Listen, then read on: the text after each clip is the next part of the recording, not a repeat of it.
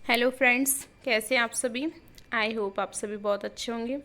Exam की तैयारी आपकी लगभग पूरी हो चुकी होंगी, तो हम जल्दी जल्दी से सुपरफास्ट एमसीक्यूज़ लगा लेते हैं। तो ये यूनिट 6 समाजशास्त्र की जो यूनिट 6 है उसमें अर्थव्यवस्था और समाज, चैप्टर 2 है राज्य और बाजार, कल्याणवाद और नव उदारवाद। ये टॉपिक है, उससे संबंधित कुछ प्रश्न हैं, ये हम हल करते हैं। ठीक है, परीक्षा की दृष्टि से जितने ज़्यादा आप प्रश्न लगा सकें उतना बहुत अच्छा है, इसलिए मैं एमसीक्यूज लगवा देती हूँ आपको कुछ। तो पहला क्वेश्चन है हमारा, किसी राज्य या संस्था इत्यादि में मानव कल्याण के लिए किए गए कार्य को क्या कहा जाता है। राज्य या संस्था मानव कल्याण के लिए कार्य करती है तो वो क्या कहलाएगा, कल्याणवाद। ठीक है, फर्स्ट का राइट आंसर है डी। नेक्स्ट देखते हैं, आमतौर पर कल्याणवाद आर्थिक अवधारणा से जुड़ा हुआ है, इसे किसका एक रूप माना गया है। तो इसे किसका रूप माना गया है, परिणामवाद का। आंसर हो जाएगा बी। ठीक है, नेक्स्ट देखते हैं, वह विचारधारा और नीति मॉडल जो मुक्त बाजार प्रतियोगिता के मूल्य पर जोर देता है तथा आर्थिक विकास के प्रगति को विकसित करता है। ठीक है, राइट आंसर है इसका बी, नवोदारवाद। ठीक है, नेक्स्ट देखते हैं, नव उदारवाद अक्सर मानव विकास को प्राप्त करने के साधन के रूप में निरंतर किसके विश्वास को परिभाषित करता है। 4 का राइट आंसर है बी, आर्थिक विकास को परिभाषित करता है। नेक्स्ट देखते हैं, सैद्धांतिक आधार उपयोगिता उपभोक्ताओं की प्राथमिकताओं को बढ़ावा देने के लिए सार्वजनिक वस्तु एवं सेवाओं को उपलब्ध कराने की प्रक्रिया में किसका होना चाहिए। आंसर है बी, संस्थागत बहुलवाद का। ठीक है, नेक्स्ट देखते हैं, जन चयन उपागम सिद्धांत ने प्रभावी बाजार निर्धारण वाले एक नए रूपांतरण की अवधारणा को जन्म दिया, इसे क्या कहा गया। आंसर है इसका ए, नव लोक प्रशासन बोला जाता है इसको। नेक्स्ट देखते हैं, किस वर्ष रूसी क्रांति के परिणाम स्वरूप आर्थिक गतिविधियों पर राज्य का नियंत्रण सामने आया है। 7 का है राइट आंसर बी, 1917 में रूस की क्रांति हुई थी। नेक्स्ट देखते हैं, किस दशक में महामंदी ने बाजार पद्धति की विफलता को प्रदर्शित किया है। 8 का राइट आंसर है सी, 1930 की जो महामंदी थी उसमें बाजार पद्धति की विफलता को प्रदर्शित किया था। नेक्स्ट देखते हैं हम, किस दशक में नव स्वाधीन देशों के उदय ने राज्य नियंत्रित विकास की रणनीति अपनाई थी। राइट आंसर हो जाएगा इसका ए, 1940 से 50 के दशक में। ठीक है, नेक्स्ट देखते हैं, किस समय को राज्य के हस्तक्षेप स्वर्ण युग माना जाता है। राइट आंसर इसका है 1950 से 1980, ये राज्य के हस्तक्षेप स्वर्ण युग माना जाता है। नेक्स्ट देखते हैं, कीन्स का सिद्धांत संबंधित है। तो कीन्स का सिद्धांत जो था वो राज्य के हस्तक्षेप से संबंधित था। ठीक है, हम जल्दी जल्दी क्वेश्चनों को हल करेंगे। ठीक है, इसकी पीडीएफ मैं टेलीग्राम पे डाल दूंगी, इसके आंसर की भी डाल दूंगी, तो आप वहाँ से लगा सकते हैं दोबारा से। ठीक है, यहाँ से क्विक रिवीजन कर लेना। नेक्स्ट देखते हैं, हम किस सिद्धांत का मानना था कि पूर्ण रोजगार को सुनिश्चित करने के लिए राज्य को हस्तक्षेप करना चाहिए। आंसर है इसका ए, कीन्स। ठीक है, नेक्स्ट देखते हैं, हम किस व्यवस्था में रोजगार स्वतःस्फूर्त ढंग से पैदा नहीं होता है। आंसर इसका सी, पूंजीवाद में रोजगार स्वतःस्फूर्त ढंग से पैदा नहीं होता है। नेक्स्ट देखते हैं, किस देश ने द्रुत तीव्र औद्योगिकरण के लिए राज्य हस्तक्षेप के पक्ष में नीति निर्माताओं को प्रभावित किया था। 14 का राइट आंसर है ए, सोवियत संघ। ठीक है, नेक्स्ट देखते हैं, किस दशक के बाद राज्य की भूमिका की आलोचना प्रारंभ हुई थी। 19वें का है ए, 1980 के दशक में प्रारंभ हुई थी।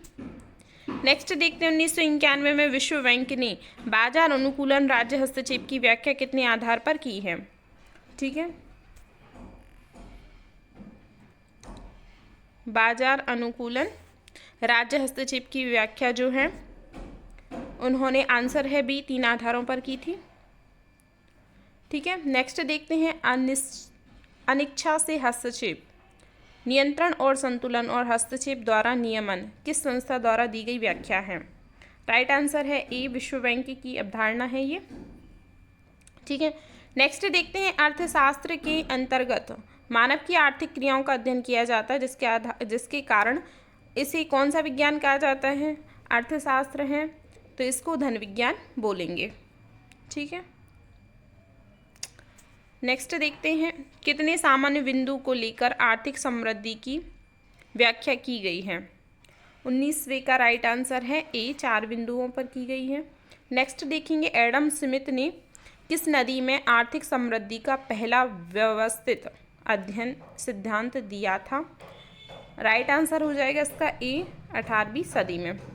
किस विद्वान ने समृद्धि के संदर्भ में प्रौद्योगिकी को इतिहास में एक निर्धारित कारक माना है। राइट आंसर है इसका डी, कार्ल मार्क्स जो थे इन्होंने माना था। नेक्स्ट देखते हैं किस विद्वान ने माना कि जनसंख्या में वृद्धि आर्थिक समृद्धि को कम कर देती है।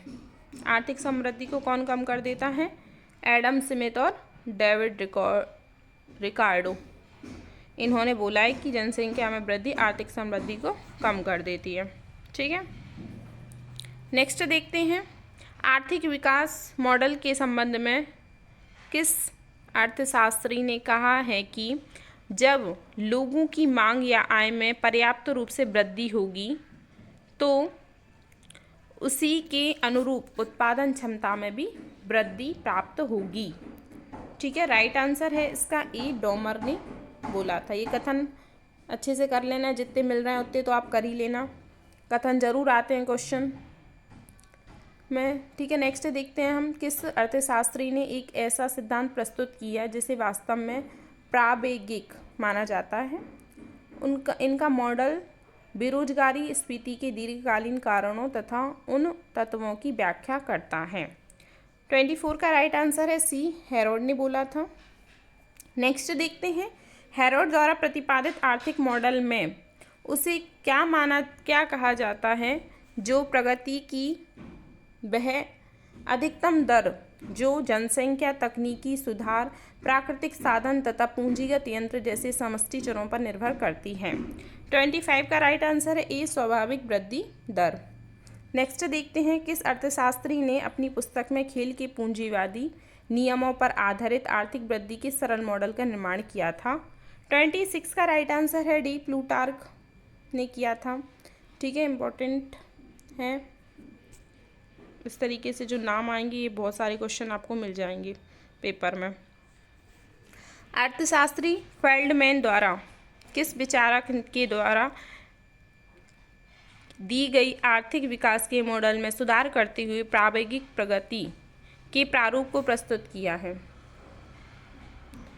ठीक है। तो इसका राइट आंसर क्या है, ए, लेनिन ने प्रस्तुत किया था। नेक्स्ट है समाज व्यवस्था के रूप में कारखाना कितने आधारों पर वर्गीकृत किया गया है। कारखाने को 2 आधारों पर वर्गीकृत किया गया था। आंसर है ए। ठीक है। नेक्स्ट देखते हैं आकार व मात्रा के आधार पर कारखानों को कितने भागों में बांटा गया है। 29 का राइट आंसर है बी, 4 आधारों पर कारखानों को बांटा गया था। नेक्स्ट देखते हैं कारखानों को संचालन के आधार पर कितने भागों में विभाजित किया गया है। संचालन के आधार पर देखेंगे तो 2 आधार हैं। राइट आंसर ए हो जाएगा।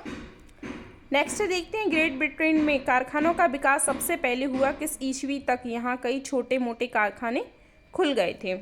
ठीक है। तो 31 का है ए, 1759।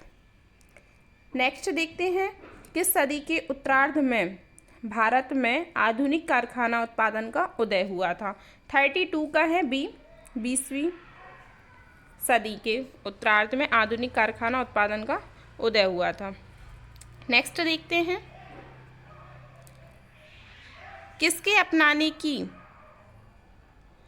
प्रक्रिया के प्रारंभ से उद्योगों का सफलतापूर्वक संपादन हो सकता है।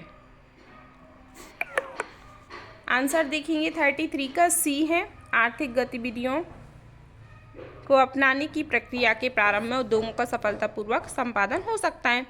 नेक्स्ट देखते हैं उद्योगों पर कौन सी सामाजिक संरचना का प्रभाव पड़ता है। तो 34 का राइट आंसर है सी, धर्म का भी और जाति और परिवार का भी प्रभाव पड़ता है। नेक्स्ट देखते हैं किस विद्वान ने उद्योग पर धर्म के प्रभाव का वर्णन किया है। 35 का राइट आंसर है बी, मैक्स वीबर ने उद्योग पर धर्म का प्रभाव बताया था। ठीक है, नेक्स्ट देखते हैं हम किस विद्वान ने उद्योग पर सामाजिक संरचना का प्रभाव के संदर्भ में जालंधर हिंदू बनियों का अध्ययन किया था। 36 का राइट आंसर ई फोक्स जो थे इन्होंने किया था। नेक्स्ट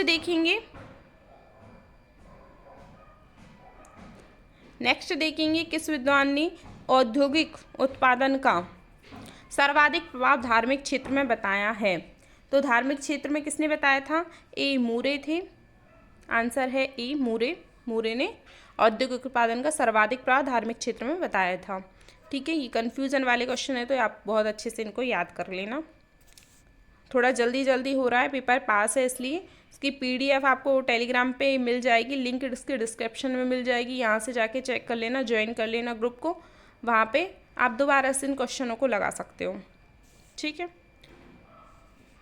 नेक्स्ट देखते हैं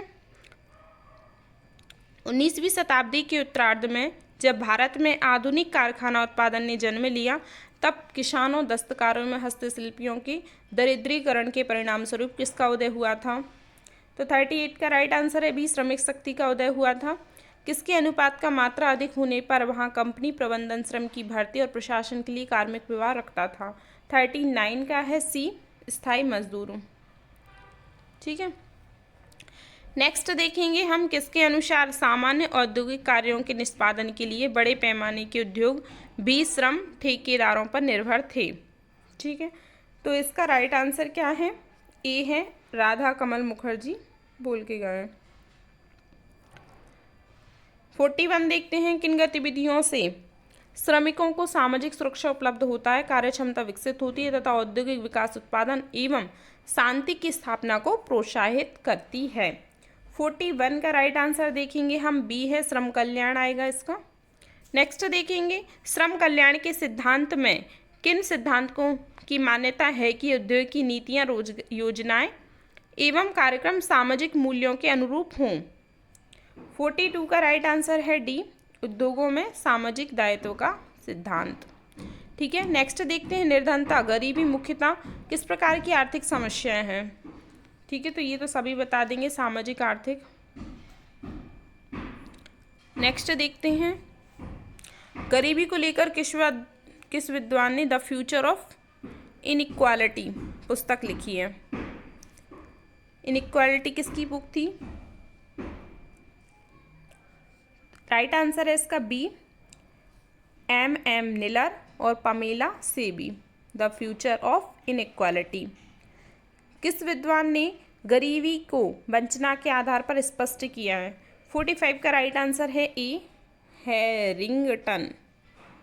ठीक है, नेक्स्ट देखते हैं वर्सर्टन हेनरी ने निर्धनता को कितने आयामों की चर्चा की है? निर्धनता के आयामों की चर्चा की है, तो राइट आंसर है इसका ए 4 आयाम बताए थे। ठीक है, नेक्स्ट देखते हैं गरीबी की माप कितने आधार पर की जाती है? गरीबी की माप जो है 2 आधार पर की जाती है। ठीक है, नेक्स्ट देखते हैं किसके निम्न स्तर पर रहने के कारण आर्थिक विकास की धीमी गति व जनसंख्या का तेजी से बढ़ने लगता है? तो क्या बढ़ने लगता है? प्रति व्यक्ति राष्ट्रीय आय। ठीक है, 48 क्वेश्चन हो गए। नेक्स्ट देखते हैं निम्नलिखित में से भारत में निर्धनता गरीबी के कारण को बताया है? गरीबी का कारण क्या बताया है? 49 का राइट आंसर है डी उपयुक्त सभी आएगा। नेक्स्ट देखते हैं निम्नलिखित में से कौन कौन से गरीबी उन्मूलन के उपाय हैं? उन्मूलन के क्या उपाय? 50 क्वेश्चन है, आंसर हो जाएगा इसका डी उपयुक्त सभी हैं गरीबी उन्मूलन के उपायों में। इस तरीके से हमने 50 क्वेश्चन कंप्लीट कर लिए। इसके बाद नेक्स्ट क्वेश्चन भी आपको बहुत सारे क्वेश्चन मिल जाएंगे इस PDF में। प्रीवियस ईयर के क्वेश्चन भी दिए हुए हैं, आंसर की भी मैंने इसमें दी हुई है। टेलीग्राम पे जाकर ये सारे क्वेश्चन एक बार और अच्छे से लगा लेना। देखो प्रीवियस ईयर के भी क्वेश्चन दिए गए हैं, 18 के क्वेश्चन हैं, ये 2016 के हैं, ये दिसंबर का है, ये जून का है पेपर नेट का।